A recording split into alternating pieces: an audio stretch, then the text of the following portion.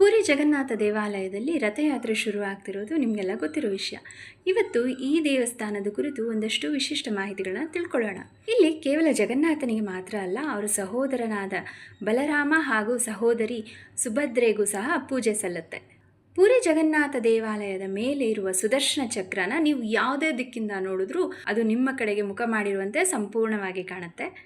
ಹಾಗೆ ಪುರಿ ಜಗನ್ನಾಥ ದೇವಸ್ಥಾನದ ಗೋಪುರದ ನೆರಳು ಯಾವತ್ತಿಗೂ ನೆಲದ ಮೇಲೆ ಬೀಳೋದಿಲ್ಲ. ಇದು ತುಂಬ ವಿಶಿಷ್ಟ. ಇದರ ನೆರಳು ಕೇವಲ ಆ ದೇವಾಲಯದ ಕಟ್ಟಡದ ಮೇಲೆ ಮಾತ್ರ ಬೀಳುತ್ತೆ ಹೊರತು ಯಾವುದೇ ಕಾರಣಕ್ಕೂ ಅದು ನೆಲದ ಮೇಲೆ ಬೀಳೋದಿಲ್ಲ.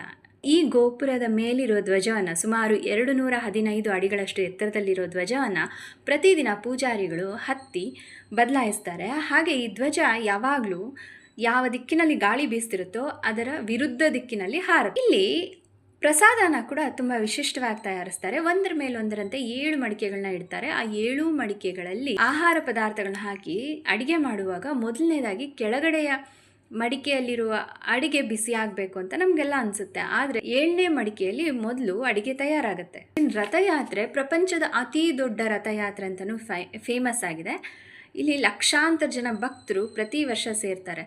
ಈ ದೇವಸ್ಥಾನಕ್ಕೆ ಕೇವಲ ಹಿಂದೂಗಳಿಗೆ ಮಾತ್ರ ಪ್ರವೇಶ ಇದೆ. ಈ ರೀತಿ ಸಿಂಹದ್ವಾರದ ಮುಂದೆ ನೀವು ಬೋರ್ಡ್ ಸಹ ನೋಡಬಹುದು. ಆದರೆ ರಥಯಾತ್ರೆ ದಿನ ಇಲ್ಲಿ ನಾವು ಪೂರಿ ಜಗನ್ನಾಥನನ್ನು, ಸುಭದ್ರೆಯನ್ನು, ಬಲರಾಮನ್ನ ಮುಟ್ಟಿ ನಮಸ್ಕಾರ ಮಾಡ್ಬೋದು.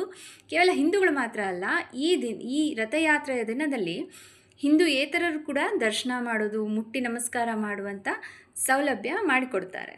ರಥಯಾತ್ರೆ ಅಂದರೆ ಈ 3 ದೇವರುಗಳಿಗೆ ಪ್ರತಿ ವರ್ಷ ಹೊಸದಾಗಿ ಮರದಲ್ಲಿ ರಥನ ತಯಾರು ಮಾಡ್ತಾರೆ.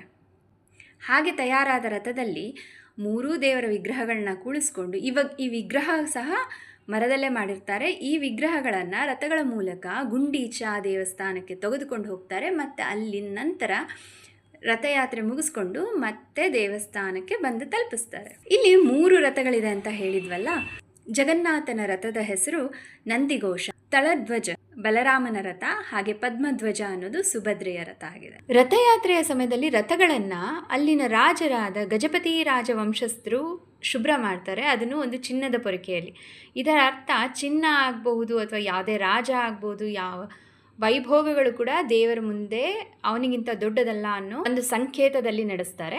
ರಥಯಾತ್ರೆಯ ನಂತರ ಈ 3 ದೇವತೆಗಳಿಗೆ ಒಂದು ವಿಶ್ರಾಂತಿಯ ಸಮಯ ಅಂತ 15 ದಿನಗಳನ್ನು ಅನವಸರ ಅನ್ನೋ ಕಾರ್ಯಕ್ರಮವನ್ನು ಮಾಡ್ತಾರೆ. ಈ ಸಮಯದಲ್ಲಿ ದೇವತೆಗಳನ್ನು ಒಂದು ಅಜ್ಞಾತ ಸ್ಥಳದಲ್ಲಿಡ್ತಾರೆ ಮತ್ತು ಜನಸಾಮಾನ್ಯರಿಗೆ ದರ್ಶನದ ಅವಕಾಶ ಇರೋದಿಲ್ಲ.